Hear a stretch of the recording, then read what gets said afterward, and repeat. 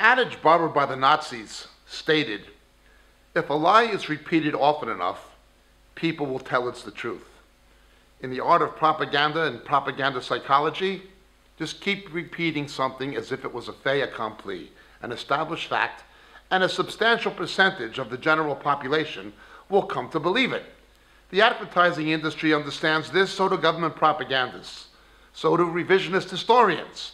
Just keep telling the lie often enough, and people will believe it's true. This, however, does not make it true.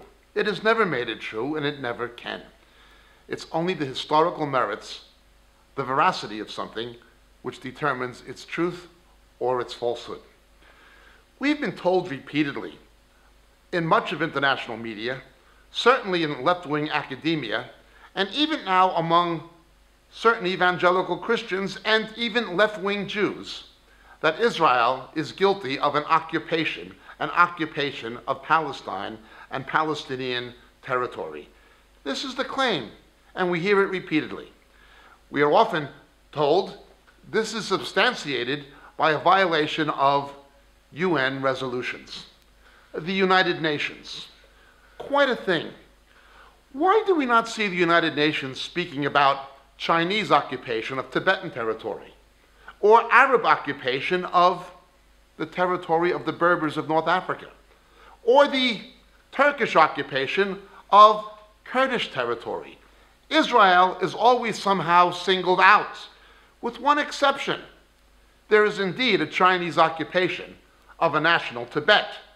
There is indeed an Arab occupation of what had historically and traditionally been Berber homelands from Morocco all the way across the north of Africa, Tunisia, Algeria. However, archaeology tells us something concerning the West Bank, concerning Jerusalem, concerning Judea, Samaria, concerning cities today called Nablus, Bethlehem, etc.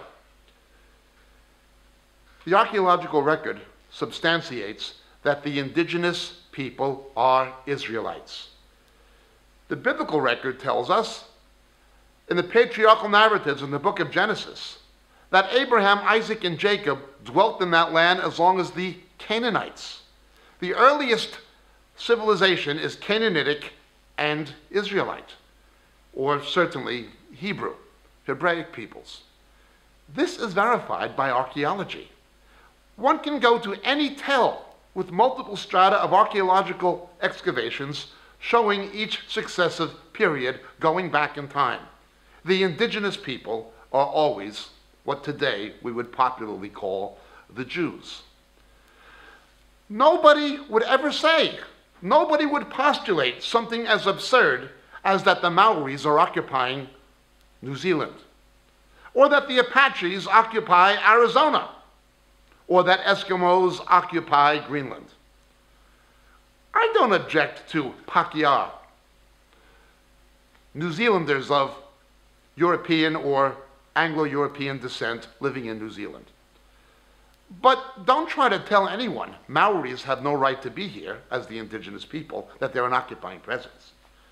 I have no problem with Euro-Americans, with Asian Americans, with Afro-Americans or Hispanic Americans living in Arizona. I have no problem whatsoever.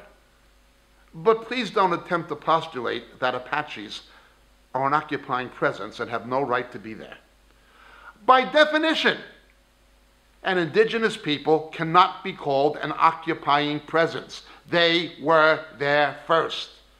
The first historical and anthropological claims to the land is to the indigenous population in every case. However, the United Nations and others expect us to make an exception for the Jews. Unless the indigenous population is Jewish, the law applies. When it's a Jew, we make an exception. They're an occupier. Can a Maori occupy New Zealand? Can an Apache occupy Arizona? Can an Irishman occupy County Tipperary? Well, the answer is obviously no, for an obvious reason, and it is just as obvious that a Jew cannot occupy Jerusalem, Bethlehem, Nablus. The claim has been made that the assertions by certain evangelical Christians of a premillennial dispensational perspective and others, and by certain Jews of various theological persuasions are based on biblical claims or claims based on the Judeo-Christian scripture to Israel being a Jewish homeland. That is very true. However, I, speaking to you as a believer in Jesus, my faith is Judeo-Christian, I do not need to resort to my personal faith to substantiate that conviction, even though it is my conviction. I have archaeology. It is purely Islam that can only base its claims on a religious pretense. Islam divides the entire world into Dar al-Islam and Dar al-Harb, the world of Islam and the world of the sword. Islam traditionally spread by jihad, by military wars. Muhammad personally led 27 military campaigns. The reason the Berbers live under Arab occupation is because of jihad. The reason Islam has extended itself into multiple nations, including Iran, is because of jihad. Islam teaches that once Muslims have conquered a land, it is theirs by the divine right of their God Allah, that it is given to them by Allah and it is now part of Dar al-Islam. They can only base their demand on religion, demanding that Jews, Christians, and others acquiesce to the teaching of the Koran. Now, in actual fact, the Hebrew scriptures say that God bequeathed that land, which is his land, to the descendants of Abraham, Isaac, and Jacob forever. In the New Testament, Jesus stated quite clearly, Jerusalem will be trampled down by the feet of the Gentiles until the time of the Gentiles is completed. In Luke's Gospel, chapter 21, verse 24, using the Greek terms pretheron and ethnon, until Gentiles.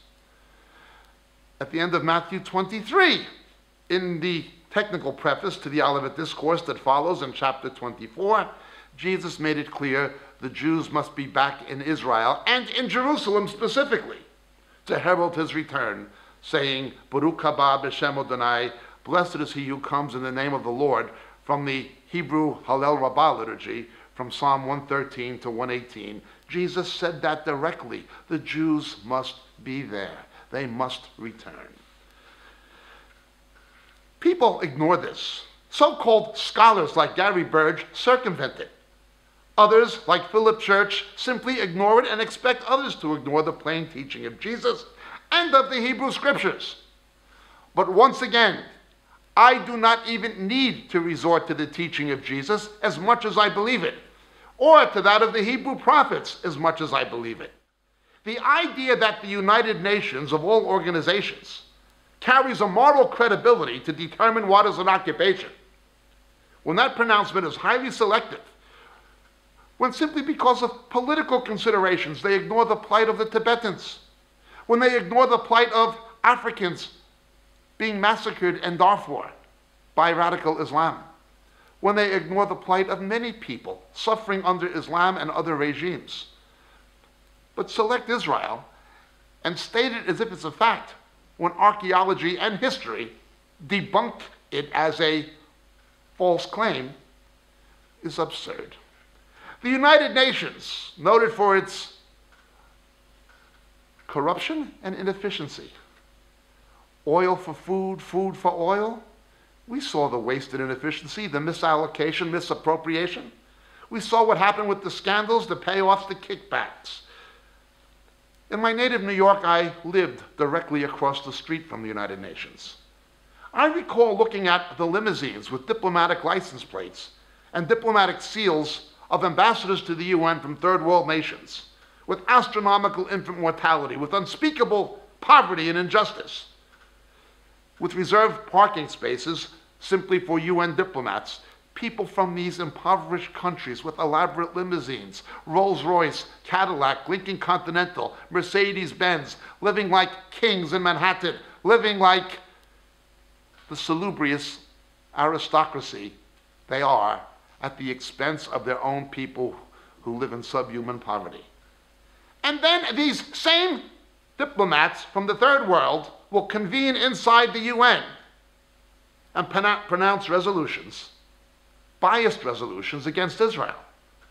When you have UN human rights commissions and disarmament commissions composed of nations guilty of the most atrocious human rights violations the modern world has witnessed, when you have countries that have ranged from Libya under Gaddafi to China, when you've had countries ruled by dictators, arms traders, supporters of terror on human rights commissions, passing resolutions, we're supposed to accord the UN some moral credibility. Why not accord moral credibility to organized crime? Why not accord moral credibility to gangsters, to criminals? Because that's what most of these regimes passing these resolutions, in fact, are. It's absurd to accord or attribute any moral credibility to an organization that has been as fundamentally corrupt and mismanaged as the United Nations. But for that organization to selectively declare occupation in defiance of the hard archaeological and historical evidence that no one can challenge, while turning its back on the real occupations that take place throughout the world, goes beyond hypocrisy. But for people claiming to be Christians to subscribe to this hypocrisy, for people like Stephen Sizer in the UK, or Philip Church in New Zealand, or Gary Burge in the USA, to lend credence to obvious absurdity is well beyond the pale. Let's face the facts. An indigenous people cannot be an occupying presence. They were there first. The actual fact of the matter is that there were Jewish communities throughout the West Bank and in Gaza till the 1920s. They were destroyed in Islamic pogroms. The so-called Israeli settlements are restorations of the Jewish communities that had been there, that Islam obliterated. They are the indigenous people. They reconquered that land, not in an act of aggression, but in self-defense in a war they did not want. The only thing Israel has been guilty of is withstanding the scourge of radical Islam and jihad. These same people in the Western world are going to reap it themselves. In fact, the Hebrew prophet Obadiah in verse 15 says this: "Find me a single nation that has allowed Islamic immigration that has not had the plague of riots and terror." From the Banlieue riots in Paris, going on week after week, to the riots in Sydney, Australia, to the Bradford riots in England, to the September 11th attacks in the United States, this is only a hint of what the Israelis have had to face daily, year after year after year. That same curse that the Israelis respond to in self-defense is now a curse that has come to the shores of Europe and America. It is time to wake up. No, I am not against Arabs. Arab Christians are my brethren. But look at the plight of Arab Christians. Look at what happens to Christians in Arab countries. Gary Burge does not talk about this, either does Mr. Church or Stephen Sizer. 3.4 million Christians murdered by Islam in Darfur and Sudan in 14 years. 3.4 million. Upwards of 98% of the evangelical pastors in Iran have been martyred. While the Saudi Arabian government funds the construction of mosques and Islamic institutions all over the Western world, including America, Australia, Britain, Europe, you cannot build one church in Saudi Arabia. You cannot even bring a New Testament into that country. They cannot show you a single Islamic nation, not one, that will give Jews and Christians the rights Muslims have in Israel or in America, or in New Zealand, or in Britain, or in any Western democracy. It is absurd. It is ridiculous. There are two standards. Come, debate me, Gary Burge. Debate me, Philip Church. Debate me, Stephen Sizer. You agreed to debate me on TV in Great Britain, Mr. Sizer, and then you back down. Come, debate me. You can bring your propaganda. I will bring irrefutable facts, certainly from Scripture, but also from archaeology and from history. Things I challenge you to challenge.